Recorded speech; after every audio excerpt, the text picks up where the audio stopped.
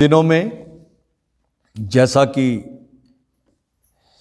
मैंने आपको बताया था कि प्रभु यीशु मसीह जिसकी हम आराधना करते हैं, जो मेरे और आपकी मुक्ति का वसीला है, वो हम सबको बचाने के लिए इस संसार में आया और उसने इस संसार में मनुष्य जाति के लिए सारे कार्य को पूरा किया। 2 अप्रैल को गुड फ्राइडे का दिन सारी दुनिया में मनाया जाता है और इस साल भी डेट जो है वो अलग अलग होती है। इस साल 2 अप्रैल को गुड फ्राइडे है और 4 अप्रैल को प्रभु यीशु मसीह का मुर्दों में से जी उठने का दिन है। इन दिनों में बहुत सी जगहों पर उपवास और प्रार्थना चल रहा है और ऑनलाइन सेवकाई में या वैसे कलीसियाओं में इन दिनों में उपवास और प्रार्थना के बारे में बहुत प्रचार किया जा रहा है। आप लोगों के मन में भी उपवास के लिए बहुत सी बातें हैं। उपवास जो है वो मसीही आत्मिक जीवन के लिए अवश्य है, लेकिन वो किसी भी तरह से हमारे ऊपर थोपा नहीं गया है। प्रभु यीशु मसीह ने अपनी इस पृथ्वी पर की सेवकाई को शुरू करने से पहले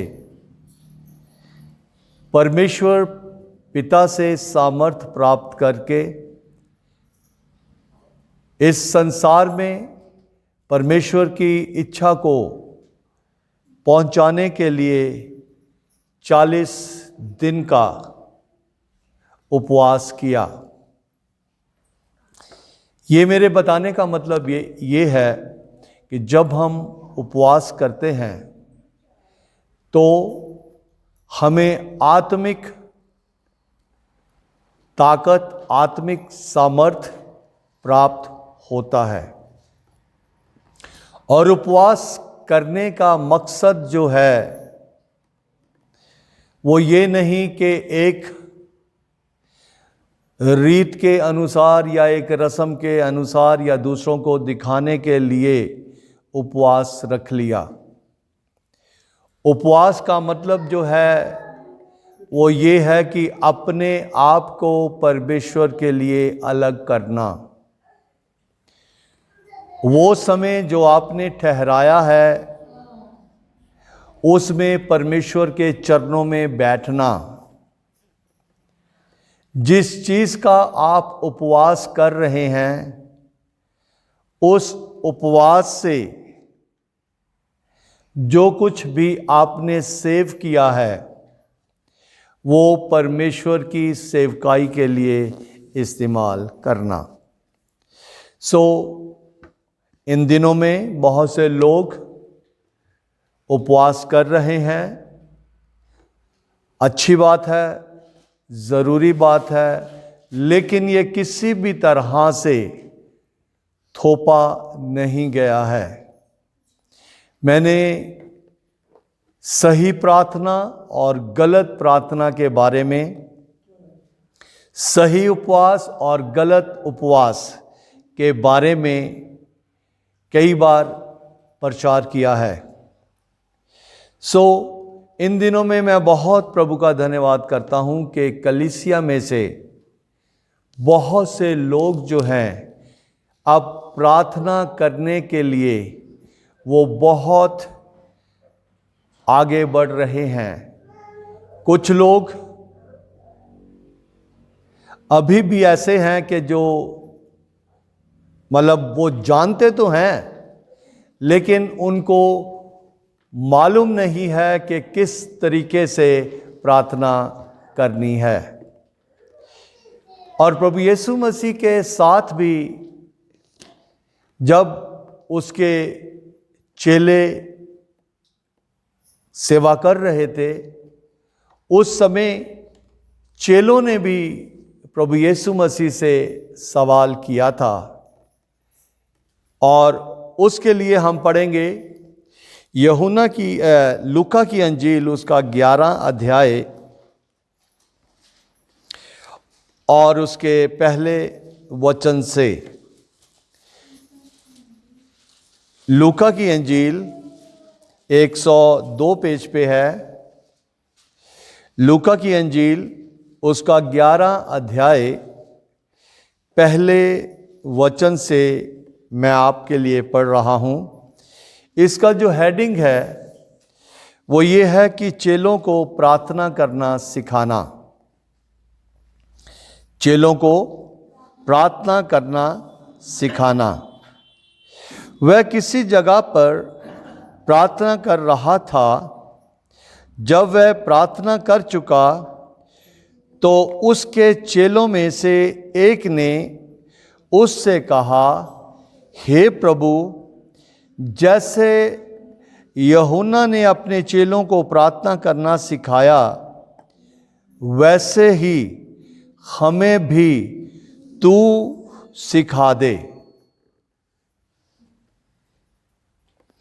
हे प्रभु, जैसे यूहन्ना ने अपने चेलों को प्रार्थना करना सिखाया, वैसे ही हमें भी तू सिखा दे।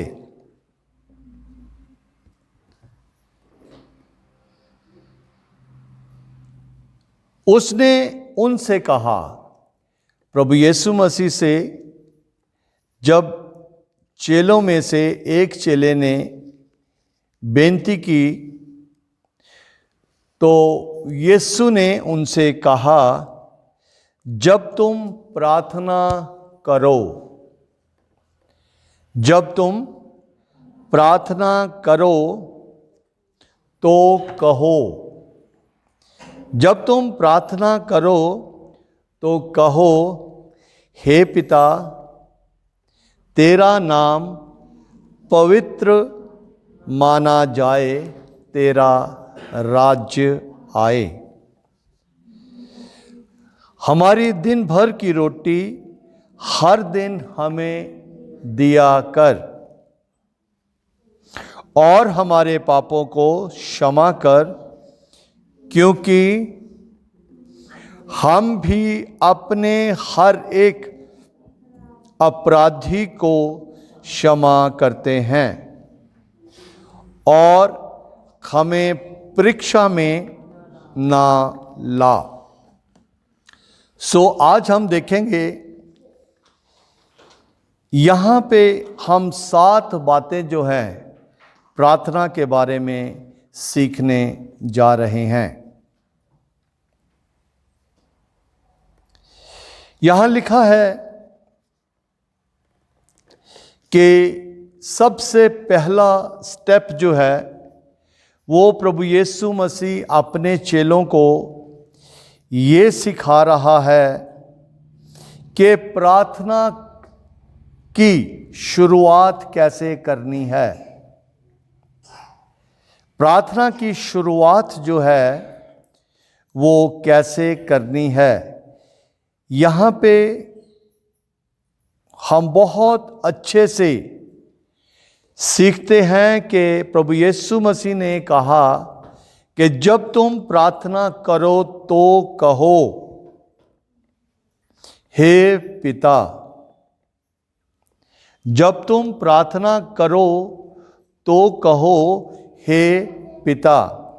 यानी कि चेलों को प्रभु यीशु मसीह ने सिखाया कि जब तुम प्रार्थना करो तो तुम्हारे खत का जिस व्यक्ति को तुम अपनी प्रार्थना कर रहे हो या अपनी प्रार्थना निवेदन भेज रहे हो वो किसको भेजना है? किसको भेजना है? पिता को। हालेलुया। पिता को चेलों ने अपनी प्रार्थना का निवेदन भेजना है।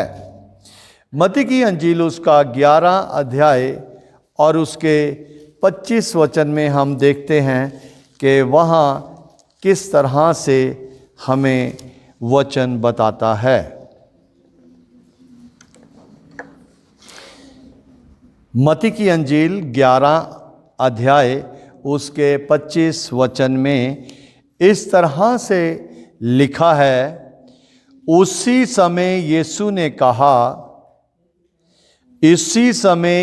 ने कहा, हे पिता, स्वर्ग और पृथ्वी के प्रभु, मैं तेरा धन्यवाद करता हूँ कि तूने इन बातों को ज्ञानियों और समझदारों से छिपा रखा और बालकों पर प्रकट किया। यहाँ पे चेलों ने जब प्रभु यीशु मसीह से आकर इस बात की बेनती की कि हमें भी तू प्रार्थना करना सिखा, तो प्रभु यीशु मसीह उनको सिखा रहा है कि किस रीति से तुम्हें प्रार्थना को शुरू करना है। एड्रेस जो है वो तुम्हें पिता को करना है। क्यों पिता को करना है वो हमें मत्ती के 11 अध्याय और 25 वचन में सीखने को मिलता है। क्यों पिता से प्रार्थना करना है? क्योंकि स्वर्ग और पृथ्वी के प्रभु, हालेलुया, स्वर्ग और पृथ्वी के जो कुछ भी हमारे